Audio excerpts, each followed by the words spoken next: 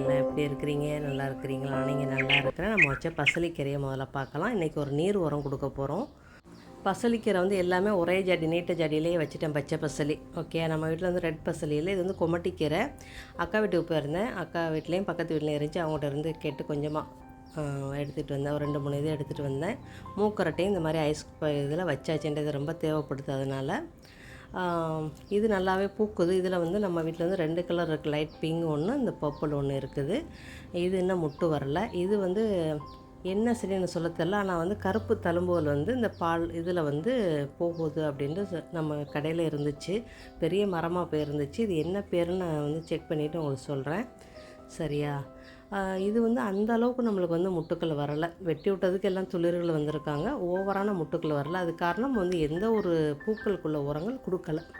மண்ணில் வந்து சத்து குறைஞ்சி போச்சுப்பா. அந்த மண் வளத்துக்கு வந்து நம்ம வந்து கொஞ்சம் உரங்கள் கொடுக்கணும். இது வந்து திருநூறு பச்சையில் இது ஒரு வகையான இது. ஆனால் இதுவும் வந்து குச்சி வச்சாலே வரும், சரியா? நம்ம செடியெல்லாம் வாங்க வேண்டியதில்லை. எங்கேயாவது போகிறீங்க, செடி இருந்துச்சு அப்படின்னா சின்னதாக கேட்டுக்கிட்டு கொஞ்சம் ஒரு 2 குச்சி எடுத்துகிட்டு வந்து ஊண்டி வச்சிருந்தாலே உங்களுக்கு நல்லாவே வந்துடும். இதுவும் புதினா மாதிரி தான்.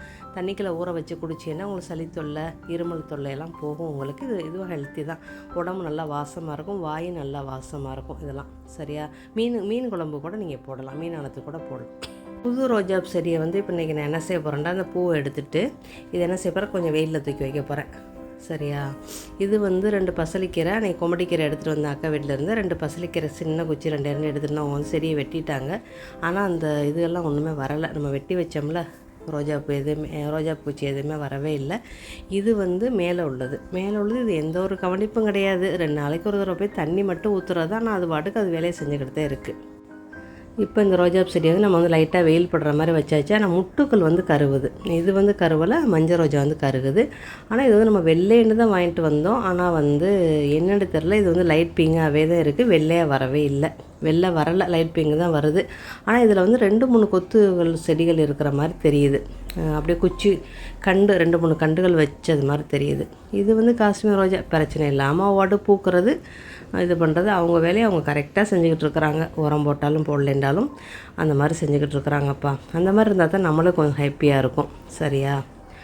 ஆனால் இயற்கையாக நம்ம வந்து ரோஜா செடிகளுக்கு 2 வாரத்துக்கு ஒரு தடவை உரங்கள் போடணும். மல்லிகைப்பூ செடிக்கு உரங்கள் போட்டுக்கிறணும். இன்றைக்கி வாங்க ஒரு நீர் உரம் பார்க்கலாம். நம்ம இன்றைக்கி முருங்கைக்கீரை எடுத்துருக்குறோம், சரியா? இந்த முருங்கைக்கீரையை நம்ம வந்து எப்படி கொடுக்கலான்னு பார்க்கலாம். நீங்கள் முருங்கைக்கீரையை வந்து இந்த மாதிரி உருவெல்லாம் வேண்டியதில்லை. இந்த மாதிரி உருவனின்றா கூட ஒரு புடி இந்த முருங்கைக்கீரையை எடுத்துகிட்டு இந்த காம்புலாம் இருக்கும்ல, அதை வந்து ஒரு புடி எடுத்துக்கிறேங்க. மொத்தம் நமக்கு 2 புடி வேணும், சரியா? இது வந்து ஒரு 5-6 ரோஜா செடிக்கு நீங்கள் வந்து நீர் உரமாக கொடுக்கலாம். இப்போ நம்ம புதுசாக வந்து நர்சரியிலேருந்து நம்ம செடி வாங்கிட்டு வரோம். உரம் வந்து நம்ம வந்து இந்த முருங்கைக்கீரை கொடுக்கலாம். நல்லா துளிர்கள் நல்லாவே வரும். நான் வந்து வாங்கியே 2 வாரம் ஆச்சு, நான் கொடுக்கவே இல்லை. நேற்று இதை கொடுக்க போகிறேன், சரியா? இந்த காம்பு வந்து இலைகள் இருந்தால் கூட கொஞ்சம் இலைகளை போட்டு நீங்கள் வந்து மிக்சியில் பிளெண்டர் பண்ணி ஃபில்டர் பண்ணி நீங்கள் வந்து தண்ணியை கலந்து நீங்கள் கொடுக்கலாம், ஓகேயா? அப்படி கொடுத்தீங்கன்னா உங்களுக்கு புதுசாக உள்ள ரோஜா செடி நல்லா துளிர்கள் வரும். பழைய ரோஜா செடியும் நல்லா கலசியும். இது வந்து அதே முருங்கைக்கீரை தான். நான் வந்து ஒரு இது செய்கிறக்காண்டி கொஞ்சம் உணர்த்தினேன். அதில் இருந்து 2 பொடி அள்ளி போட்டு செடிக்கின்னு வச்சுருந்தேன். லைட்டாக வந்து தண்ணி பட்டுருச்சு. அதனால் இப்போ இது என்ன செய்கிறேன்னா, இப்போ பிளெண்டரில் அரைக்காமல் நல்லா மிக்ஸ் பண்ணாலே நம்மளுக்கு இது வந்து எல்லாமே நமுந்துருச்சு. அதனால் நம்ம இதை வந்து அப்படியே கொடுக்கலாம், டைரெக்டாக கொடுத்துடலாம். உலர்ந்த முருங்கைக்கீரை வந்து 2 பிடி எடுத்து போட்டு, காம்பும்பு எல்லாம் சேர்ந்து தான் இருக்குது, சரியா? 2 பிடி எடுத்து போட்டு இதை வந்து 2 லிட்டர் தண்ணியில் கலந்து ஒரு கப்பு வந்து நம்ம புதுசாக வாங்கினா ரோஜா செடிக்கு நீங்கள் தாராளமாக கொடுக்கலாம். எதுவுமே ஆகாது. சொல்லப்போனால் உங்களுக்கு நல்லா கல்சியம் தான். இதில் வந்து நீங்கள் அரிசி கலந்த தண்ணி கூட மிக்ஸ் பண்ணிக்கலாம். இது எதுவுமே நான் மிக்ஸ் பண்ணல, வெறும் முருங்கைக்கீரை 2 பிடி. இன்றைக்கி நம்ம வந்து இந்த பூக்களை எல்லாத்தையுமே நம்ம வந்து எடுத்துடலாம். நல்லா புதுசாக உங்களுக்கு நல்லா துளிர்கள் வரும்.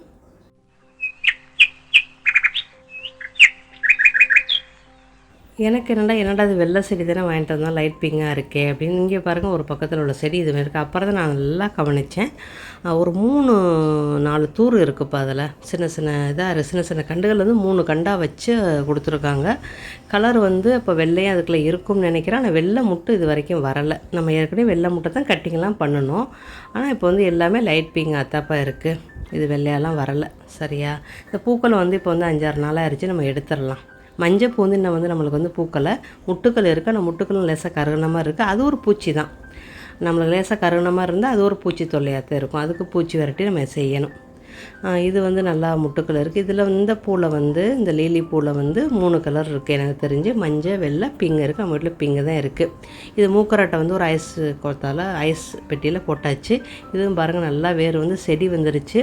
எப்படி இந்த வாரமாவது குழி நோண்டி வச்சிடணும். ஒரு இடத்துல வச்சோம்னா இது நல்லா பெரிய மரமாக போய் இது நிறைய ஒரு ஆரோக்கியமான இதுன்னு சொல்கிறாங்க. இது வந்து நான் கடையில் இருந்தப்போ எடுத்துகிட்டு வந்தேன். சின்ன ஒரு இஞ்சிக்கு உள்ள கண்டை எடுத்துகிட்டு வந்தேன். அதை வச்சது ஆனால் நடுவுக்கு வச்சா நல்லாயிருக்கும். சரி, ரோஜா செடியோட மாரடிக்க முடியலை, நம்ம வந்து இப்படி சில இதெல்லாம் வச்சுக்குருவோம் அப்படின்ட்டு வச்சுருக்கேன். இலை செடிகள் வந்து நல்லாயிருக்கும் பார்க்க. வந்து பூடிங் செடிகள் வந்து ரொம்ப நல்லாயிருக்கும். பூடிங் கலராக இருக்கும், நல்லாயிருக்கும். சரியா. 2வது இலை செடியெல்லாம் வந்து நம்மளுக்கு சூப்பராக வரும். ரொம்ப பராமரிக்க வேண்டியதில்லை. நீங்கள் நாட்டு ரோஜா, பன்னீர் ரோஜா, அப்புறம் பட்டர் ரோஸ்லாம் வாங்கி வச்சிங்கன்னா நீங்கள் ஓவராக பராமரிக்க வேண்டியதில்லை, உங்களுக்கு சூப்பராகவே வரும். ஓகேயா. இப்போ இந்த முட்டும் இந்த இருக்குது. ஆனால் இதுவும் வெள்ளையாக தெரியல, லைட் பிங்காக தான் இருக்குது. என்னென்னு தெரியல. சரி, வரட்டும், நம்ம பார்க்கலாம். ஆனால் 2-3 கண்டு அதில் வந்து இருக்குது. இது பாருங்கள் கருகி போய் தான் இருக்குது. இதுக்கு ஒரு பூச்சி வரட்டி நம்ம செய்யலாம். நம்ம வந்து இது வரைக்கும் நான் வந்து பூக்களுக்குள்ள உரங்கள் என்ன கொடுக்கவே இல்லை. நெக்ஸ்ட் வீடியோவில் உங்களுக்கு காட்டுறேன். அடுத்த பதிவில் சந்திக்கலாம். Happy gardening. வளமுடன்.